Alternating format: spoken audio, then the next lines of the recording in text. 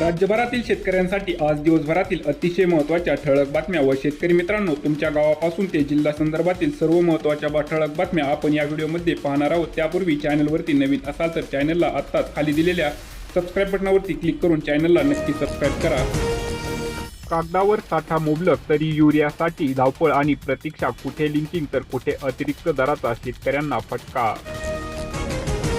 जायकवाडी भरली पण मराठवाडा तहानलेलाच, लघु मध्यम धरणाची स्थिती गंभीर। अर्धा पावसाळा संपत आला तरी मराठवाड्यातील अनेक जिल्ह्यांमध्ये समाधानकारक पाऊस झालेला नाही। शक्तीपीठ रद्द करा, नियमित कर्ज फेडणाऱ्यांना 2 लाख रुपये द्या, स्वाभिमानी शेतकरी संघटनेच्या राज्य कार्यकारिणीच्या बैठकीत ठराव। किसान क्रेडिट कार्ड धारक पशुपालकांची संख्या पोहोचली 50.42 लाखांवर, केंद्र सरकारची संसदेत माहिती। तमिळनाडूत उसाला 4,000 रुपये भाव, भातालाही 289 रुपये अनुदान। तमिळनाडूचे मुख्यमंत्री विजय यांनी भात आणि उसासाठी अनुदानाची केली घोषणा। ई पीक पाहणीसाठी राज्यात नेमले 63,000 सहाय्यक। खरीप हंगामातील ई पीक पाहणीची जबाबदारी यंदा शेतकऱ्यांऐवजी राज्यातील 63,000 सहाय्यकांवर सोपवण्यात आली।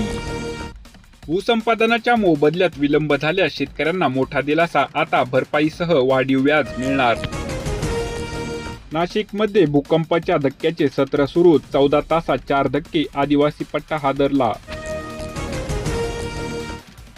मंचर दूध भेसळ प्रकरणी आतापर्यंत 24 जणांना अटक। राज्यातील विविध जिल्ह्यात भेसळयुक्त दुधाचा पुरवठा केल्याप्रकरणी मंचर पोलीस ठाण्यात दाखल, गुन्ह्याच्या तपासाला वेग।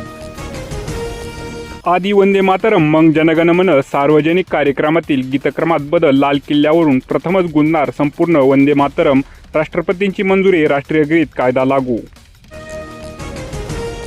पदे मिळाली तीच पक्षघटना, एकनाथ शिंदेंनी नाकारली। निवडणूक आयोगाच्या निर्णयाच्या अधिकार क्षेत्रावरच ठाकरे गटाचा आक्षेप, शिंदे सावंत पाटील यांच्या पक्षविरोधी कारवाया। मी संसदेत उत्तर देण्यास तयार, विरोधकांच्या गदारोळावर अमित शहा यांनी मौन सोडलं। विद्यार्थी आंदोलनावर संसदेत चर्चेसाठी सरकार तयार असल्याचे गृहमंत्री अमित शहा यांनी केले स्पष्ट। शक्तीपीठ महामार्गासाठी संयुक्त मोजणी होऊ देणार नाही, राजू शेट्टींचा इशारा। 21 ऑगस्टला सांगलीत मोर्चाचे आयोजन। भेसळखोरांची आता खैर नाही, दूध, पनीर आणि अन्नपदार्थांमध्ये भेसळ करणाऱ्यांवर मकोका अंतर्गत कारवाई करण्याच्या उपमुख्यमंत्री एकनाथ शिंदे यांच्या सूचना। गुळाने वाढवली सर्वसामान्यांची शुगर, प्रति किलो 60 रुपये दर। पिवळ्या सेंद्रिय गुळाची दररोज 100 टन आवक, मागणीत मोठी वाढ। चक्की गुळाला पसंती, सणाच्या पार्श्वभूमीवर दरात तेजी। 10 आयुर्वेदिक औषध उत्पादकांना दणका, परवाने कायमस्वरूपी रद्द। 434 संस्थांची तपासणी, 135 कंपन्यांना कारणे दाखवा नोटीस।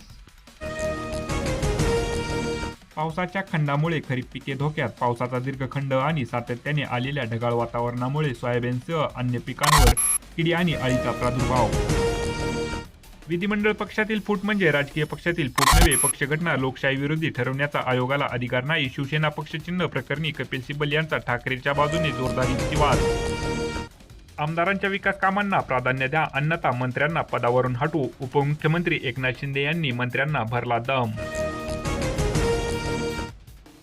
कोकण, घाटमात आणि विदर्भात जोरदार पावसाचा इशारा, उर्वरित राज्यात मात्र अंशतः ढगाळ हवामानासह तुरळक ठिकाणी हलक्या पावसाच्या सरी हजेरी लावण्याचा अंदाज। वारणाकडून राज्यभरात दूध दरात वाढ, म्हशीच्या दुधात 1.5 रुपया तर गाईच्या दुधात 1 रुपयांची वाढ।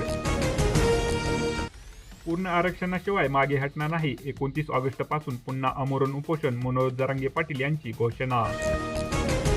राज ठाकरे अचानक मुख्यमंत्री देवेंद्र फडणवीसांच्या भेटीला, वर्षा बंगल्यावर राजकीय वर्तुळात चर्चांना उधाण।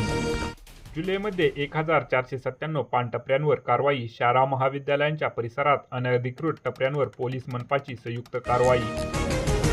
हिमाचल प्रदेशात पावसाचं तांडव, 155 जणांचा मृत्यू, 250हून अधिक रस्ते बंद, 8,352 कोटींचं नुकसान। तुमच्या जमिनीवर डोळा ठेवणाऱ्यांना आता बसणार चाप, 7/12 मध्ये फेरफार होताच मोबाईलवर येणार SMS। महाराष्ट्रातील शेतकऱ्यांसाठी आजच्या ठळक व झटपट बातम्या। शेतकरी बांधवांनो, अशा ताज्या अपडेटसाठी चॅनलला सबस्क्राईब करा, व्हिडिओला लाईक करा आणि तुमचा जिल्हा कमेंटमध्ये नक्की सांगा। धन्यवाद।